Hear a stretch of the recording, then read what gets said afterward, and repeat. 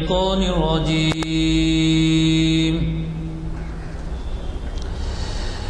بسم الله الرحمن الرحيم.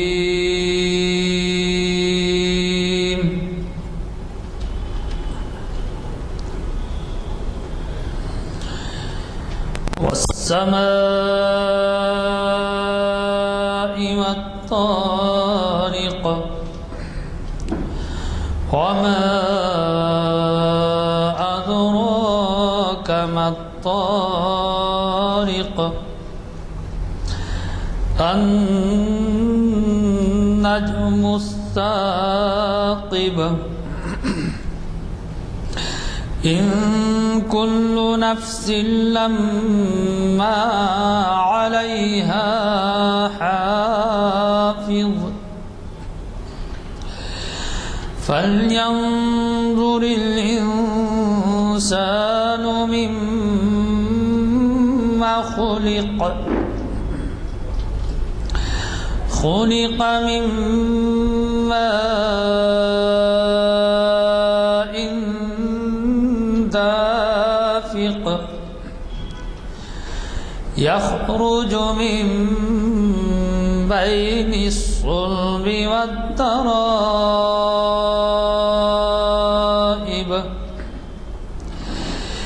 إنه على رجعه لقادر يوم تبلى السرائر فما له من قوة ولا ناصر والسماء ذات الرجع والأرض ذات الصدع إنه لقول فصل وما هو بالهزل إنهم يكيدون كيدا وأكيد كيدا فمهل الكافرين أمهلهم رويدا صدق اللہ العظیم. حضرات، جیسے کہ آپ واقف ہیں، آج ایک سنگمیل کی طرح ہماری محفل اقبال شناسی کی 777ویں نشست ہے، اور اگر آپ پچھلے ہماری کارکردگی کا جائزہ لیں تو جیسے میں نے پہلے بھی کہا ہے کہ یہ ایک سال میں 45 نشستیں ہوتی ہیں، اور اس طرح سے 10 سال میں 450 تو 777 ہوئے ہیں.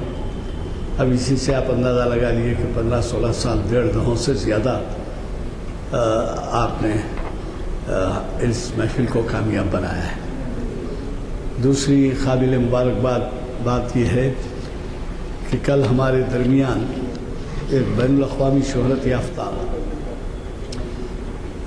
ڈاکٹر عابدی تھے، اور وہ ڈاکٹر عابدی صاحب کا تقی عابدی صاحب کا کینیڈا سے تعلق ہے، ڈاکٹر سید تقی عابدی، اور انہوں نے شاید ہی کوئی ایسا ملک چھوڑا ہے جہاں پر کہ ان کا خطاب نہ ہوا ہو، یا کم از کم اقبال کے شہدائی یا مسلمان بستے ہوں.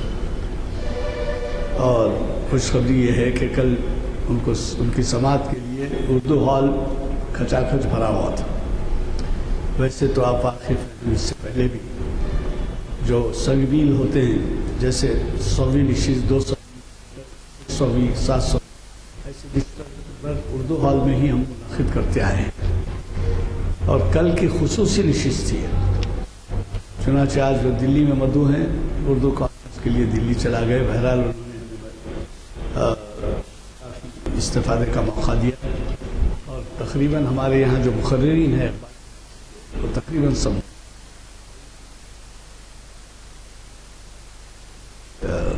شریعت وہاں آئے ہوئے تھے. کی یہ محفل جو معمول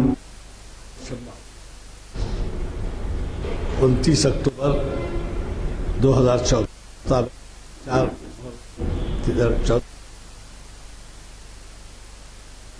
بعد نماز عصر کانفرنس ہال جامع مسجد عالیہ میں منعقد ہو رہی ہے. اس سے آپ کے جانے پہچانے مقرر پروفیسر خواجہ ناصر الدین صاحب جو علامہ اقبال کے شہدائی کے بڑے ہیں اقلیت کے، وہ ہمیں مخاطب کر رہے ہیں. اور آپ کو معلوم ہمارے کم از کم 2-3 مہینے میں ایک دفعہ خطاب سے پروگرام بنایا. کل اور 2-3 دن سے اطلاع مل رہی تھی کہ بارش کی وجہ سے، بے وقت کی بارش کی وجہ سے موسم خراب رہے گا. چنانچہ اردو ہال میں 26 کو بھی ایک پروگرام تھا. اس دن کافی متاثر ہوئی حاضری، اور ہمارے حضرات تو تشریف لائے لیکن حضرات اس میں شرکت نہیں کر سکے. اور کل البتہ بہت اچھی موسم اچھا تھا، اور آج کے لیے بھی مجھے خوف تھا کہ کہیں بارش نہ ہو جائے. اللہ کا فضل ہے کہ ہمیں اچھا موسم ملا ہے. میں بلا کسی تاخیر کے پروفیسر صاحب سے گزارش کروں گا کہ وہ شہنشین پر تشریف لائیں اور ہمیں معاشی ترقی اور فکر اقبال ان کے ہی دیے ہوئے عنوان کی خطابت سے سرفراز فرمائیں. رجیم بسم اللہ الرحمن الرحیم. معزز سامعین کرام،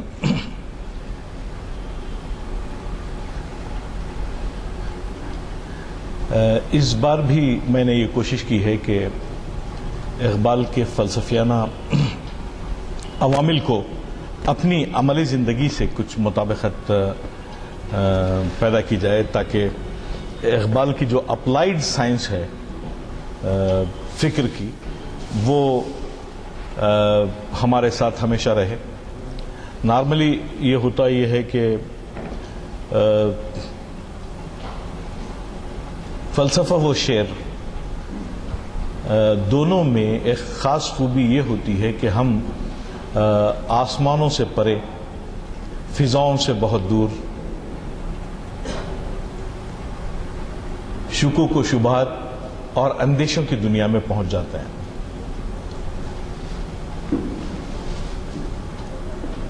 تاریخ ہمیں یہ بتاتی ہے کہ اسپین کے زوال کے بعد دنیا کے مسلمان ایک مسئلے سے، خاص مسئلے سے دوچار ہوئے، اور نسل در نسل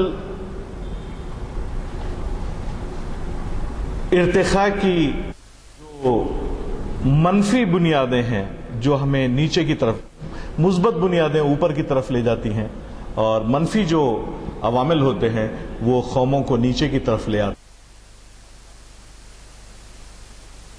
شکار ہوتے ہوئے یہاں تک پہنچے کہ ہر قسم کی متاع لٹا چکے. ایسے میں اقبال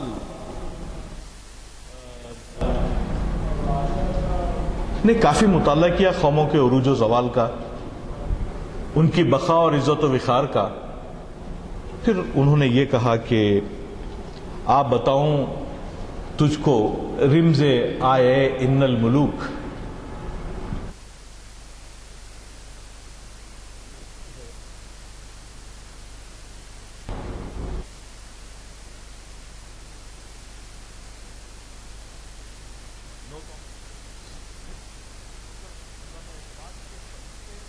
اور شاعری کی بات کرتے ہیں تو بڑی مشکل زبان اور بڑی مشکل نظریات کی بھی بات کرتے ہیں.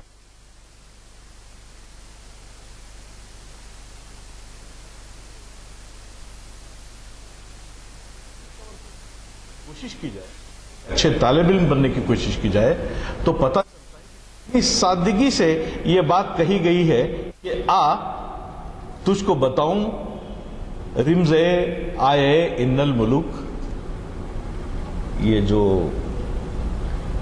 قبضے کی، بادشاہت کی، طاقت کی، شاہی کی جو سیکریٹ ہے وہ کیا ہوتا ہے؟ ویری سمپل، سلطنت اقوام غالب کی ہے ایک جادوگری. کیا خواب سے بیدار ہوتا ہے ذرا محکوم اگر، پھر سلا دیتی ہے اس کو حکمراں کی ساحری.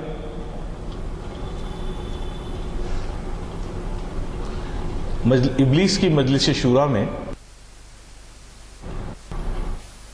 بار ہم اس پہ بات کریں گے، اور میری کوشش یہ ہوگی کہ بالکل مختلف انداز سے اس ابلیس کو ایک بار، کیونکہ جب وہ ابلیس کی کرسی پہ بیٹھ کے بات کر رہے ہوتے ہیں اور جب اقبال کی کرسی پہ بات کر رہے بیٹھے ہوتے ہیں، اور ابلیس اور اقبال میں جو سوال و جواب ہوتا ہے، وہاں ابلیس کی مجلس شورا میں وہ کیا کہتے ہیں؟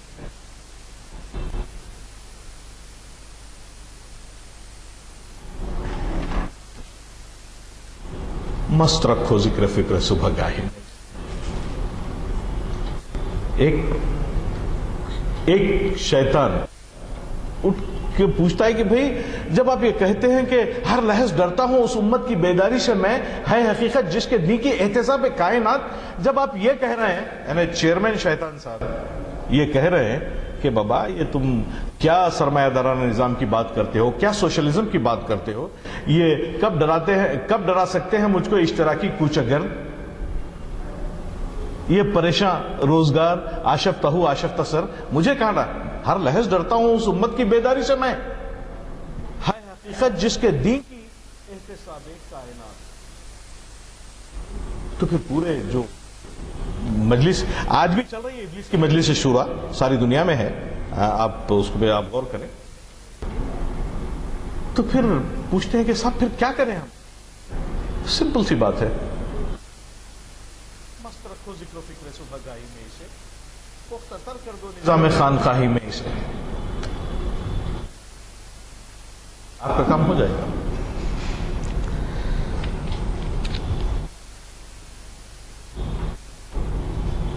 جب ہم معاشی ترقی کی بات کرتے ہیں تو اس کا مطلب یہ ہوتا ہے کہ اللہ تعالیٰ کے پیدا کیے ہوئے خلیفۃ اللہ فی الارض کو اس کائنات میں، اس زمین میں جس کا اس کو حکمران بنایا گیا ہے، اس کو اپنی صلاحیتوں کے ذریعے استعمال کریں اور نسل انسانی کی بقا اور خود کی بقا کے لیے اپنی زندگی وقف کر دیں. یہاں اقبال پہ بڑا شکایت تھی کہ یہ جو ہے وطنیت چھوڑ چکے ہیں، قومیت سے بہت دور ہو گئے ہیں، ملی مسائل ان کی پوری صلاحیتوں کو کھا چکے ہیں. تو یہاں اقبال یہ کہتے ہیں، تھوڑا سا پرشن ہے لیکن ہم اس کا ترجمہ بھی دیکھیں گے. اور ان چیزوں کو بتانے کا، دیکھیں جب ہم اقبال کا مطالعہ کسی بھی سبجیکٹ کی بنیاد پہ کریں تو بہت ہی گہری فلسفیانہ خیالات کے اوپر اقبال کے نظریات مبنی ہیں. اس کا ریزن ہم کو سمجھ میں آئے گا، اس کی وجوہات بھی ہمیں اچھی طرح سمجھ میں آئیں گی کہ ایسا کیوں ہے. فی الحال میں آپ کو یہ پڑھ کے سناتا ہوں. اے ہمالیہ، اے اتک، اے رود گنگ، زیستن تاکہ چنا آب و رنگ، تاکہ چنا بے آب و رنگ، پیر مرداں از فراست بے نصیب، نوجوان از محبت بے نصیب، شرق و غرب آزاد ماں نقشیر غیر، خشت ماں سرمایہ تعمیر غیر. خشت ماں یعنی ہم جو سب لوگ ہیں نارملی ہم لوگ اس سبجیکٹ پہ بات کرتے رہتے ہیں کہ ہماری جو مٹی ہے. اب اقبال یہاں تک بھی کہتے ہیں کہ لے گئے تسلیس کے فرزند میراث خلیل، لے گئے تسلیس کے فرزند میراث خلیل، خاک لے گئے تسلیس کے فرزند میراث خلیل،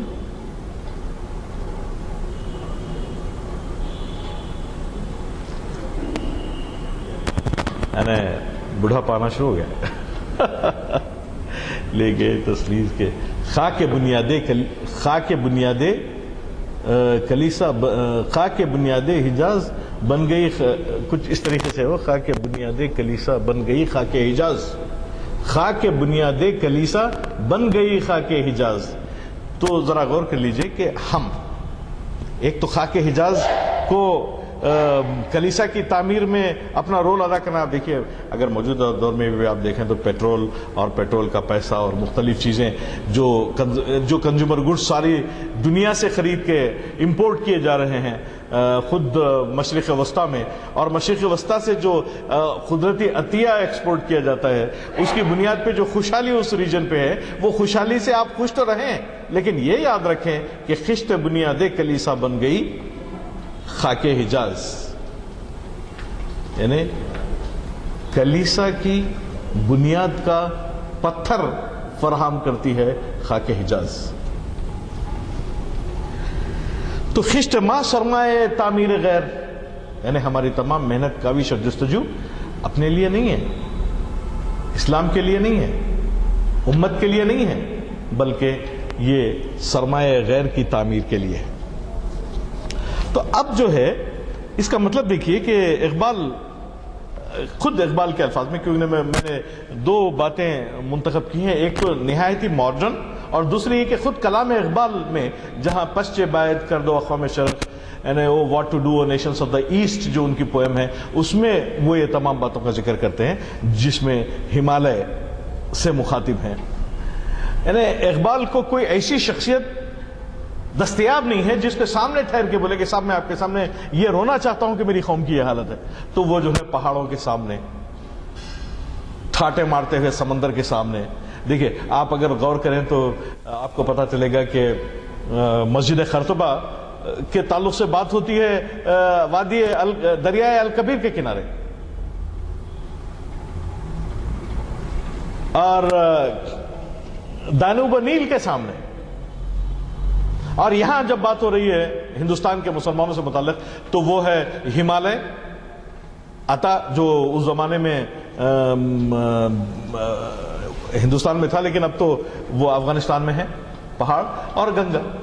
اب مخاطب اقبال، اے ہمالیہ تو دنیا میں سب سے اونچا پہاڑ ہے، اور اے اٹک اور گنگا تم کس فیاضی سے پانی کی نہریں بہا رہی ہو، ہم کب تک اس طور سے جئیں کہ نہ کچھ ہماری آبرو ہے اور نہ چہروں پر رونق، ہم پست ہیں زار و نزار، ہمارے پیر و مرد یہ سمجھتے ہی نہیں کہ زمانہ کیسی چالیں چل گیا، اور ہمارے نوجوانوں کی یہ حالت ہے کہ محبت کی گرمی ہی نہیں، لال لہو بھی سفید ہو گیا ہے۔ پورا پچھم جدھر آنکھیں اٹھاتے ہیں آزاد قومیں نظر آتی ہیں، مگر ہم ہیں کہ غیر جانوروں کی طرح ہمارا شکار کھیل رہے ہیں۔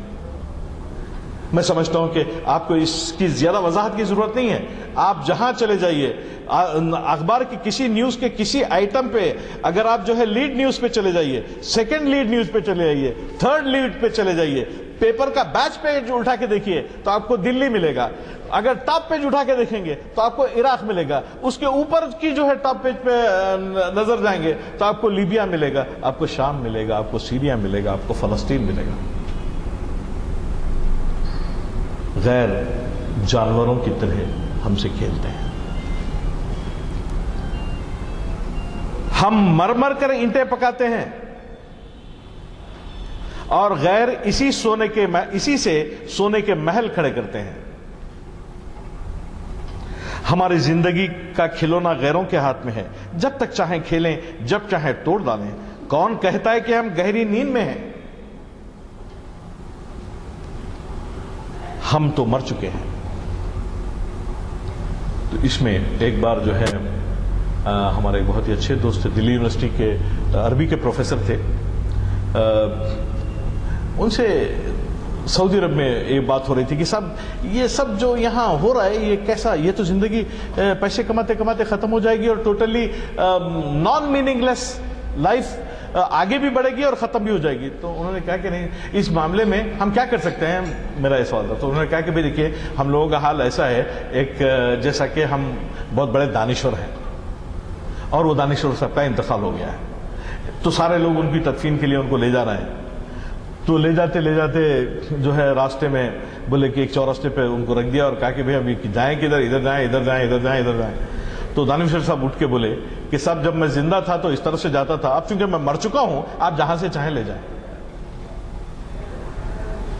تو ہماری زندگی کا کھلونا غیروں کے ہاتھوں میں ہے، جب تک چاہیں کھیلیں جب چاہیں توڑ ڈالیں.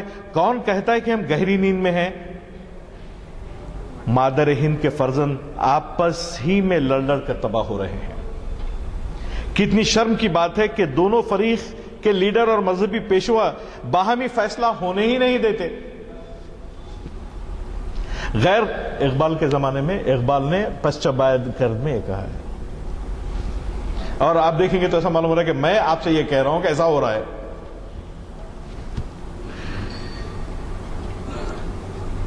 غیر قوم کے حاکم مغربی ہمارے مذہبی جھگڑوں میں بیچ بچاؤ کرانے آتے ہیں. اب تصفیہ وہ کریں گے کہ کس فرقے کا اسلام سب سے زیادہ بہتر ہے. کون کرے گا یہ فیصلہ؟ کس فرقے کی زیادہ تائید کرنی چاہیے، کون سا فرقہ سچ ہے، کس سے سرٹیفکیٹ لیا جائے، ان تمام کے فیصلے اب کس کے ہاتھ میں ہیں؟ اب ہمارا عالم تو یہ ہو گیا ہے کہ قوم کیا ہے، قوموں کی امامت کیا ہے، کیا جانے یہ دو بیچارے 2 رکعت کے امام. پیاسے تو سب ہیں مگر سمجھ میں نہیں آتا کہ یہ آب ہے یا سراب. اب ایسا معلوم ہوتا ہے کہ بس ہماری حالت اس چڑیا کی طرح ہے جو پنجرے میں بند ہو اور اسے کہا جائے کہ تو اپنا گھونسلہ چڑی مار کے گھر میں بنا لے. یہ پسچ باید کرد و اقوام شرق میں سیاست حاضرہ پہ جو اقبال کا فارسی کلام ہے اس کا یہ منشا و مقصد ہے. پھر جب وہ بات کرتے ہیں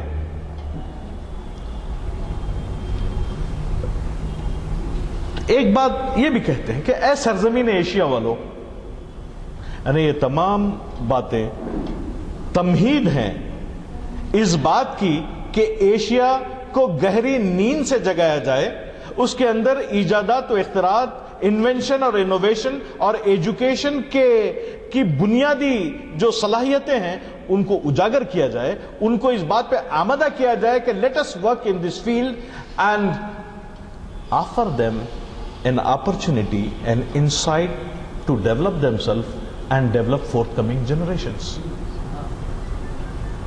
نہیں، اس کا مقصد یہ نہیں ہے کہ بس رویا جائے. اقبال یہ کہتے ہیں کہ اے سرزمین ایشیا، اے خاک خاور، اے تہذیب اور دین کی دولتوں کی امین، اٹھ اور اپنی اقوام کی گتھیوں کو خود سلجھا. یورپ کے نشے کو اتار دے اور دوئے ہوئے سفید کے پنجے سے آزاد ہو جا. تو نے اس کی کارستانیاں خوب دیکھ لی.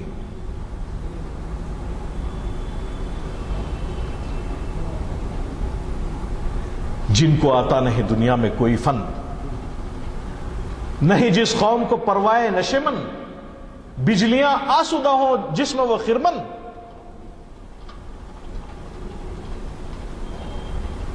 ابھی بھی ملت اسلامیہ کے غربا کے دم سے عمرہ نشہ دولت میں غافل ہے، ہم سے زندہ ہے ملت بیضا فقط غربا کے دم سے. واعظ قوم کی وہ پختہ خیالی نہ رہی، برق تباہی نہ رہی، شعلہ مخالی نہ رہی، رہ گئی رسم ازاں روح بلالی نہ رہی، فلسفہ رہ گیا تلقین غزالی نہ رہی. تم یہ کہتے ہو کہ ہو جائیں گے مسلم نابود، ہم یہ کہتے ہیں کہ تھے بھی کہیں مسلم موجود. وضع میں تم ہو نصارہ تو تمدن میں ہنود. معاشی ترقی کے عوامل پیدا ہوتے ہیں سماجی ترقی سے، اور سماجی ترقی کی بنیاد مذہب ہوتا ہے.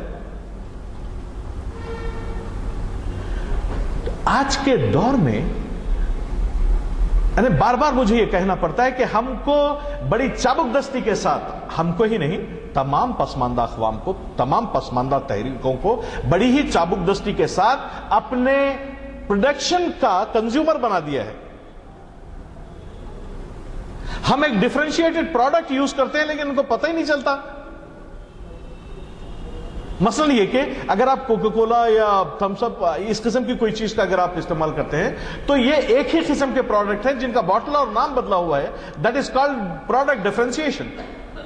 لیکن انہوں نے اس خوبی سے اس کولڈ ڈرنک کو آپ کے کلچر سے اٹیچ کر دیا ہے کہ جیسے میں آپ کے گھر میں داخل ہوں اور کچھ دیر کے لیے بیٹھوں، آپ پوچھیں گے صاحب کولڈ ڈرنک لیں گے یا چائے؟ میں کہوں، اگر میں آپ سے یہ کہہ دوں کہ وہ سڑا ہوا پانی جو 3 مہینے سے آپ کے فریج میں رکھا ہوا ہے وہ پلائیے، مطلب یہ کہ جو باٹل تھمس اپ کا ہو یا کوکا کولا کا ہو یا پیپسی کا ہو، وہ 6 مہینے پہلے کارخانے سے نکلتا ہے، سفر کرتے کرتے گرد، دھول، بارش، سرما گرما اور ان تمام مراحل سے گزرتے ہوئے وہ آپ کے ہاتھ میں 6 مہینے کے بعد پہنچتا ہے، اور آپ اس کو اپنی تہذیب اور کلچر کا ایک حصہ بنائے ہوئے ہیں اور اس کو آفر کرنے میں آپ یہ سمجھتے ہیں کہ that is what your standard is. Okay, پانی پانی کر گئی مجھ کو قلندر کی یہ بات، تو جھکا جب غیر کے آگے تو تن تیرا نہ من. تو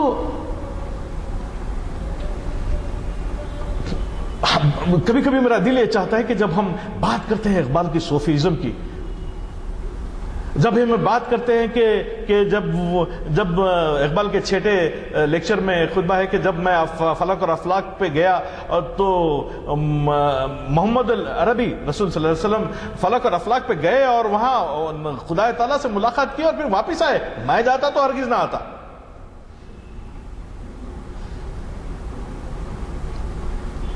لیکن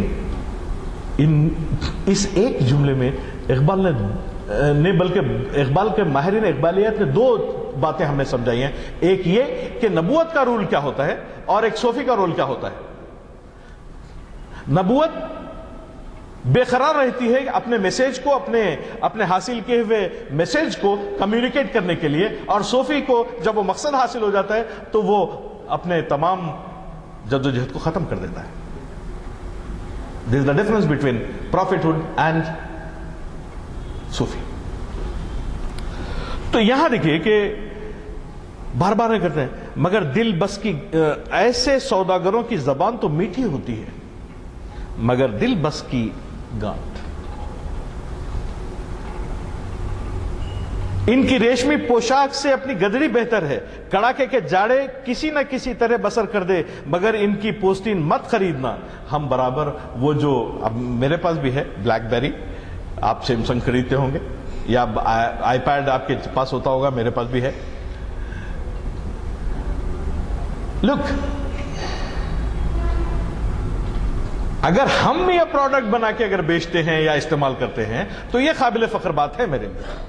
لیکن دنیا نے ہم لوگوں کو، یعنی پسماندہ تہذیبوں کو جس میں مسلمان بڑی تعداد میں شامل ہیں، ان کو یہ سمجھ لیا گیا کہ ان کو کچھ نہیں رکھو، ان مست رکھو ان کو. ذکر و فکر صبح گاہی میں شیطان نے کہا تھا، تو شیطان، یہ مجلس شورا نے ایک دوسرا فتویٰ، اقبال کے زمانے میں تو ذکر و فکر صبح گاہی تھا، لیکن اقبال کے بعد جو فتویٰ مجلس شورا نے جاری کیا ہے وہ یہ ہے کہ ان کو آئی پیڈ، کمپیوٹر اور ایک موبائل دے دو. تو ہماری زندگی پریکٹیکلٹی سے بنتی ہے، ہماری زندگی افسانوں اور کہانیوں سے نہیں بنتی، ہماری زندگی ارادوں اور نظریہ سے نہیں بنتی، بلکہ ہماری وہ علمی صلاحیت جو ہمارے اندر عملی صلاحیت پیدا کرے اس سے بنتی ہے. اور یہ جو اہم مسئلہ ہے ہمارے مدرسوں سے آری ہے، اور لوگوں نے بھی کیا کیا ہے، اسلام کو خطرے میں ڈال دیا اور ہم پورے کے پورے اسلام کو ڈیفنس میں لگ گئے ہیں. حالانکہ ایسا نہیں ہے. اسلام کا ڈیفنس آپ کی ایجوکیشن ہے، اور ویسے اسلام کو ڈیفنس کی ضرورت نہیں ہے. اللہ تعالیٰ خود ہاں آپ کو ڈیفنس کی ضرورت ہے تو آپ اسلام کو سہارا لیجیے، اسلام کی لاٹھی کو اپنے ہاتھ میں رکھیے. دیکھ تیری پگڑی ان کے کپڑے سے نہیں بنے، علامہ اقبال کہہ رہے ہیں. دیکھ تیری پگڑی ان کے کپڑے سے نہ بنے، نہیں تو وہ اچھال دیں گے۔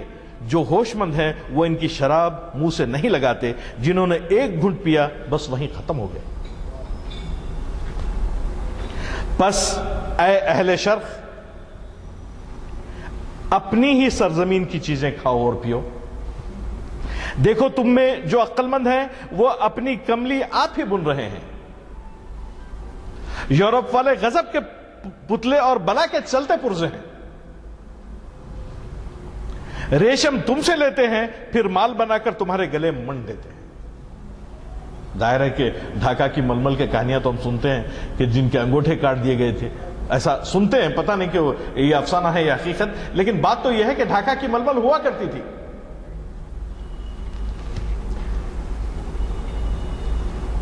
تو ان باتوں کو اگر ہم غور سے دیکھیں تو ایک سوال ہمارے ذہن میں یہ پیدا ہوتا ہے کہ کیا ہم کسی قسم کی ترقی کے بارے میں دن بھر میں ایک بار سوچتے ہیں؟ دیکھیے، آپ سے کسی نے نہیں کہا کہ 5 وقت کی نماز نہ پڑھیں، کسی نے یہ نہیں کہا آپ سے کہ آپ زکوٰۃ نہ دیں، کسی نے یہ نہیں کہا کہ آپ نے حج نہیں کرنا ہے، کسی نے یہ نہیں کہا کہ آپ کو روزے نہیں رہنا ہے۔ پھر یہ کس نے کہہ دیا کہ یہ کم وقت گر گئے سجدے میں جب وقت خیام آیا؟ نماز، روزہ، حج اور زکوٰۃ اور ایمان کی بدولت جو قوم کو ٹھہر جانا چاہیے تھا وہ قوم سو گئی۔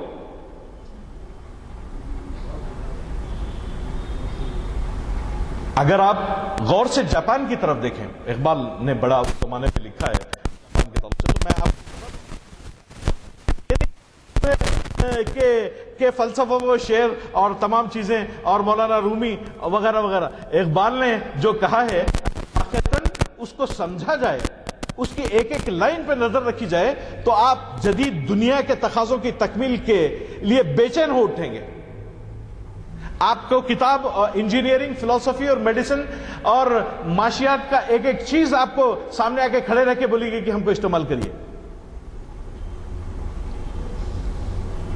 تو اقبال نے جو باتیں کہی ہیں اس کانٹیکس میں جس میں ہماری معاشی ترقی کے راز مضمر ہیں، تو میں آپ سے بتاتا ہوں کہ اقبال نے پہلی بات یہ کہی کہ قدیم مہذب قوموں کی تباہی کے اسباب کیا ہیں؟ وہی ہیں جو ہمارے ہیں، اور ان کے جو اسباب تھے وہ اسباب تو ہمیشہ رہیں گے، کیونکہ اسباب تباہی کے چین نہیں ہوتے۔ وہ قوم جو صبح اٹھتی ہے اور ڈائنامک ہوتی ہے، جو اللہ تعالیٰ کے اوپر ایمان اور رسول نبی کریم صلی اللہ علیہ وسلم کی سنت پہ عمل کرتے ہوئے کھڑے ہوتی ہے، اور ایجادات اور اختراعات کے ذریعے، انوینشن اور انوویشن کے ذریعے، سخت محنت اور جدوجہد کے ذریعے وہ جب کسی چیز کو مارکیٹ میں لے آتی ہے اور یہ بولتی ہے کہ ہم وہ اشرف المخلوقات ہیں جس سے اللہ تعالیٰ نے یہ کہا تھا کہ میں اپنا سیکنڈ بنا رہا ہوں، یہ سیکنڈ اللہ تعالیٰ کا سیکنڈ کہا جا سکتا ہے؟ یہ جو ہے کسی منسٹر کا سیکنڈ ہو سکتا ہے، کسی ہیڈ ماسٹر کا سیکنڈ ہو سکتا ہے، کسی پرنسپل کا سیکنڈ ہو سکتا ہے، کسی کلرک کا سیکنڈ ہو سکتا ہے، یا سیکنڈ گریڈ کلرک ہو سکتا ہے، لیکن کیا اللہ تعالیٰ کا سیکنڈ ہو سکتا ہے؟ انی جائل خلیفہ۔ اچھا، یہ آپ کے خلیفہ ہونے کا ثبوت کون دے؟ کون دینا صاحب؟ کورٹ میں تو جج کے ہاتھ باندھ دینا پڑتا ہے، آپ تمام ثبوتوں سے اس کے ہاتھ پیر باندھ دیتے ہیں، وہ وہی بولتا ہے جو آپ نے لکھا ہے، وہ وہی بولتا ہے جو آپ نے بتایا ہے، وہ آپ کی آنکھ سے دیکھتا ہے، وہ آپ کے کان سے سنتا ہے، وہ آپ کے ہاتھ سے لکھتا ہے۔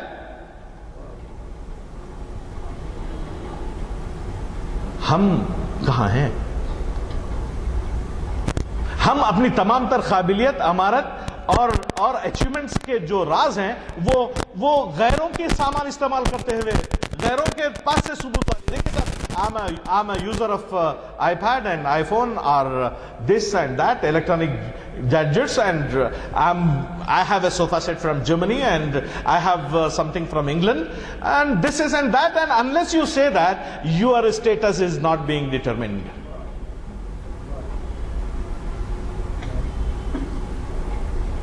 اقبال کا مقصد یہ ہے کہ قدیم مہذب قوموں کی تباہی کے اسباب، مہذب قوموں کی یعنی ہم سے زیادہ مہذب، نظریہ مضاف ہستی اور قانون بقائے افراد خویہ. طاقتور قومیں کیسے بقائے سے محظوظ ہوتی ہیں اور کس طرح کمزور اقوام مٹ جاتی ہیں. تعلیم اور قومی فلاح و بہبود کی ضرورت. قومی ترقی میں اقتصاد و معاش کی اہمیت، خصوصاً صنعت اور تجارت کا حصہ. معاشرتی مسائل مثلا تعداد ازواج، فرد اور جماعت کا باہمی تعلق، غلامی پر اظہار خیال، شخصیت پر افلاس کے منفی اثرات. یہ وہ ٹاپک ہیں جس پر اقبال نے دل کھول کر بحث کی ہے. اور اسی لیے بار بار وہ کہتے ہیں کہ فلسفہ و شعر کی اور حقیقت ہے کیا، ایک حرف تمنا جسے کہہ نہ سکیں روبرو.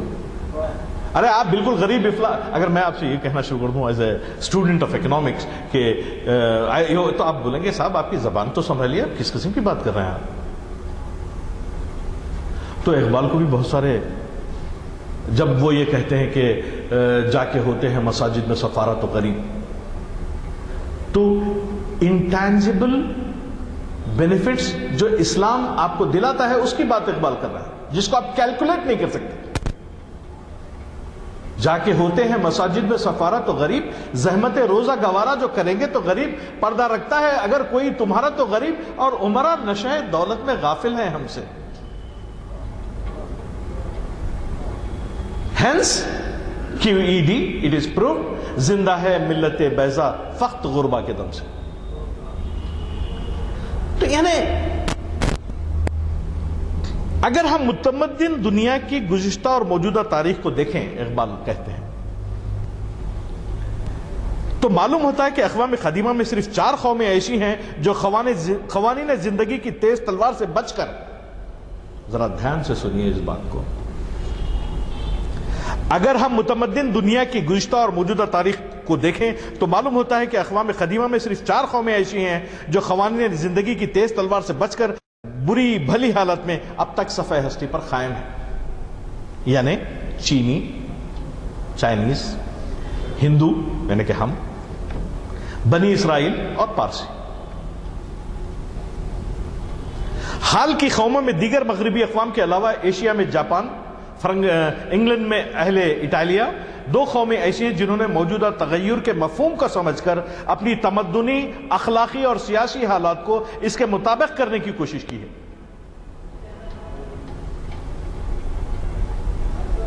اقبال یہودیوں اور پارسیوں کی تاریخ پر اجمالی نگاہ ڈالنے کے بعد جاپان کی ترقی کا ذکر یوں کرتے ہیں.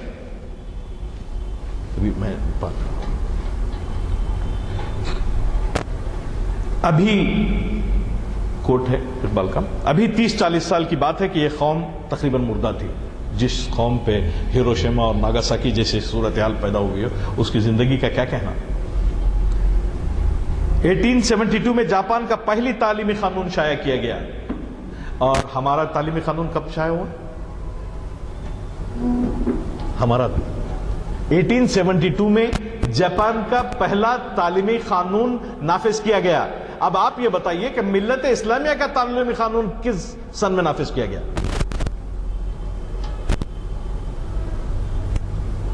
اقرا باسم ربک الذی خلق، جس دن کہا گیا اس دن اس کا نفاذ ہوا. What a impractical fools we are.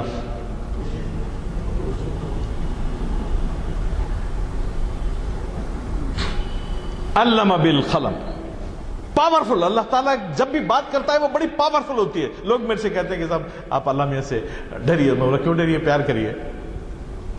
جب آپ اللہ تعالیٰ کے احکام کی پوری تعمیل کرتے ہیں تو آپ کو پرابلم کیا ہے؟ آپ خوف خدا سے پورا کام کیوں کرتے ہیں؟ آپ جو ہے یاد الہی اور حب الہی کی بنیاد پہ کوئی کام کریے دنیا میں. تو ہم تو ذرا ماڈرن، یہ ہمارے پرانے مولاناؤں سے ایسے ماڈرن مولاناؤں کی تھوڑی سی فرق پڑ جاتا ہے. ہمارا یہ مدعا یہ ہے کہ اب سے ملک جاپان میں تعلیم اس قدر عام ہو کہ ہمارے جزیرے کے کسی گاؤں میں کوئی خاندان جاہل نہ رہے.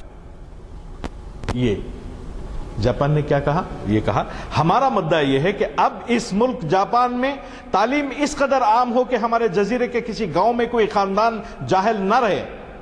آپ کے پاس کسی نے آواز لگائی سوائے حضور نبی کریم صلی اللہ علیہ وسلم کے؟ سب کہتے ہیں طلب العلم فریضۃ علی کل مسلم و مسلمۃ، مطلب العلم ولو کان بالسین۔ لیکن کمال یہ ہے کہ ہم لوگ جو ہیں وہ مسلمانوں کے رونگٹے جو مجتبیٰ حسین بتائے تھے کبھی کھڑے ہی نہیں ہوتے۔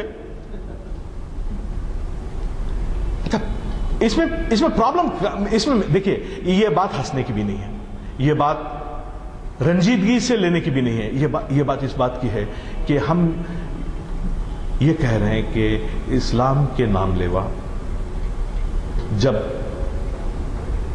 کیف ستحت تو جیولوجی کے ماہر بن کے سامنے آئے، کیف نصبت میٹیریولوجی کے ماہر بن کے سامنے آئے۔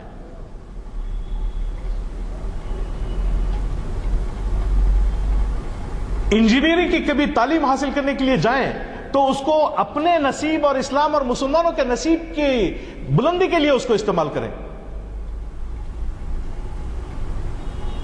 بات تو حیرتناک ہے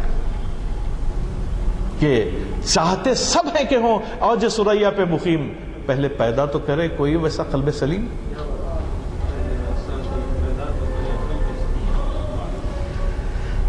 غرض یہ کہ 36 سال کے قلیل عرصے میں مشرق اقصی کی اس مستعد قوم نے جو مذہبی لحاظ سے ہندوستان کی شاگرد تھی، پورا آپ دیکھیں گے کوریا، ساؤتھ کوریا اور جتنا فار ایسٹرن کنٹریز ہیں وہ مذہبی لحاظ سے ہندوستانی قومیں تھیں، تو آپ کو سیتا انڈونیشیا میں ملے گی، تو کہیں بھی یہ ہو سکتا۔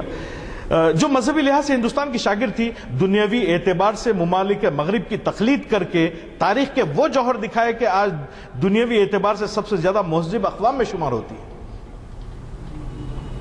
اور ہم یہ کہتے ہیں کہ نظافہ نصف الایمان، طلب العلم فریضۃ، خلیفۃ اللہ فی الارض، یہ تمام باتیں ہم کہتے ہیں، لیکن اس پہ عمل کرنے سے ہم خاسر کیوں ہیں؟ اس کی دو وجہ ہو سکتی ہیں، ہم کو اس کے اوپر نظر رکھنی چاہیے۔ ایک تو یہ کہ ہم چھوٹی چھوٹی پریکٹیکل ترقی کے عوامل کو اپنے اوپر لاگو کریں۔ آپ کوئی کام ایسا کریں ہی نہیں جس میں کوئی بینیفٹ آپ کو نظر نہ آتا ہو۔ Cost benefit analysis. آپ یہاں اس محفل میں شریک ہی نہ ہو جب تک کہ آپ یہ نہ سمجھیں کہ یہاں 1 2 3 4 اس قسم کے نظریے مزاج میں بنتے ہیں، میں جب گھر جاتا ہوں تو 1 2 3 4 اس طریقے سے میں پریکٹیکلی اس کو اپنے زندگی میں استعمال کر سکتا ہوں، اور اس کے استعمال سے میری روٹی روزی میں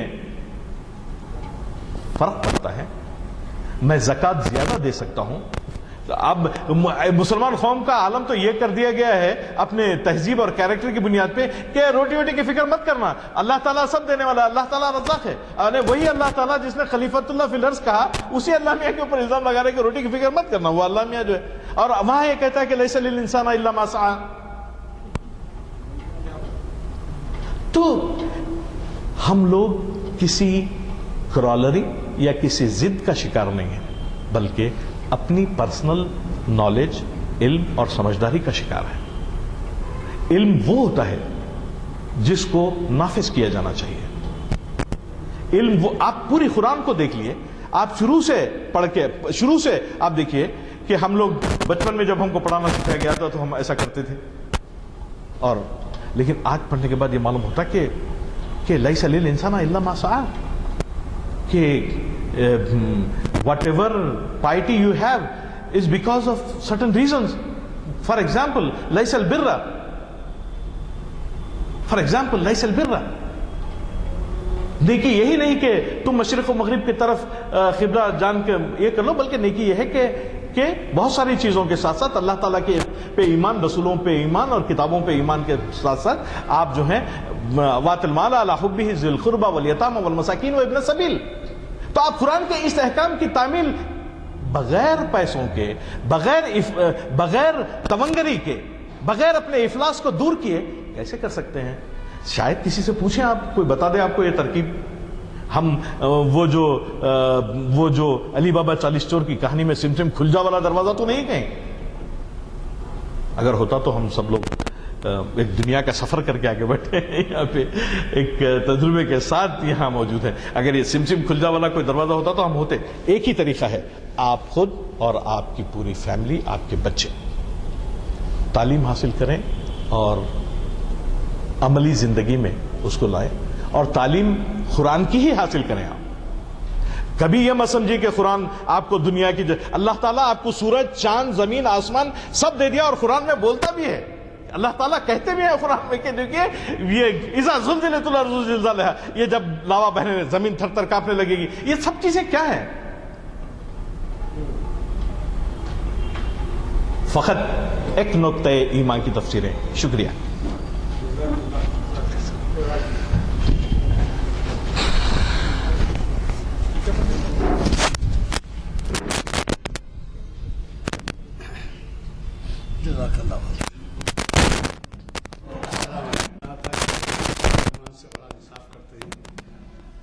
ماشاءاللہ سے اتنی پرمغز تقریر اور ایسا خطاب ہمیشہ ہمارے لیے ایک رہنمائی کا باعث بن سکتا ہے, بشرطے کہ ہم تہیہ کر کے اٹھیں گے ان کی باتوں پر عمل ہو. حضرات, جیسے کہ میں نے اس سے پہلے بھی کہا ہے, ہمارے بلیٹنس آ چکے ہیں تباہ ہو کر اگلے ہفتے کے, ضرور لیتے جائیے, ایک سے زائد لے جائیے, اور اپنے اپنے حلقوں میں اس کی لوگوں کو جو ہے اس کی ایک لحاظ سے تبلیغ کیجیے کہ ایسے محافل میں شریک ہوں. میں ہمارے آج کے مخرج صاحب سے دعا کی خواہش کرتے ہوئے یہ بھی کہوں گا کہ پروفیسر ضیاء الدین نیر صاحب کی صحت کے لیے ہو جائے گا.